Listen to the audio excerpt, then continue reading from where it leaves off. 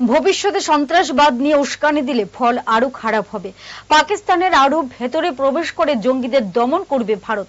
সন্ত্রাসবাদ নিয়ে ইসলামাবাদকে কড়া বার্তা দিলেন বিদেশমন্ত্রী এস জয়শঙ্কর। জয়শঙ্কর বর্তমানে ইউরোপ সফরে রয়েছেন।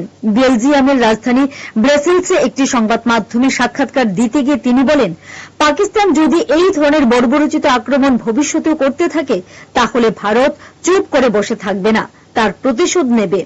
ভারতের অভিযান সবসময় সন্ত্রাসবাদ এবং সন্ত্রাসী সংগঠনগুলির বিরুদ্ধে হবে। সেগুলি পাকিস্তানের যেখানেই থাক না কেন তাতে আমাদের কিছু যায় আসে না।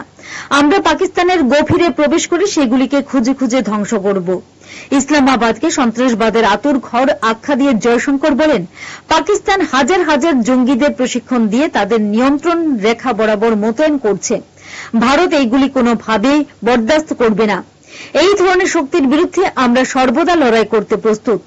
প্রসঙ্গত 22 এপ্রিল পহেলগাঁওয়ে 26 নিরস্ত্রকে হত্যা করে লস্করের সঙ্গী সংগঠন টিআরএফের 4 জঙ্গি। তাদের পথ দেখিয়ে নিয়ে যায় কাশ্মীরের স্থানীয় এক জঙ্গি। এই হামলার জবাবে 7 মে ভোর রাতে অপারেশন চালায় ভারত।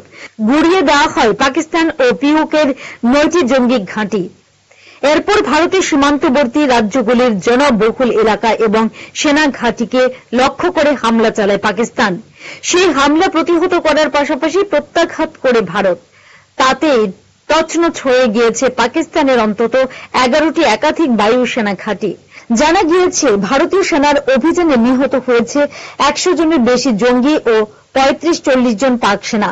শেষ পর্যন্ত ইসলামাবাদের অনুরোধে সংঘর্ষ বিরতিতে রাজি হয় নয়াদিল্লি।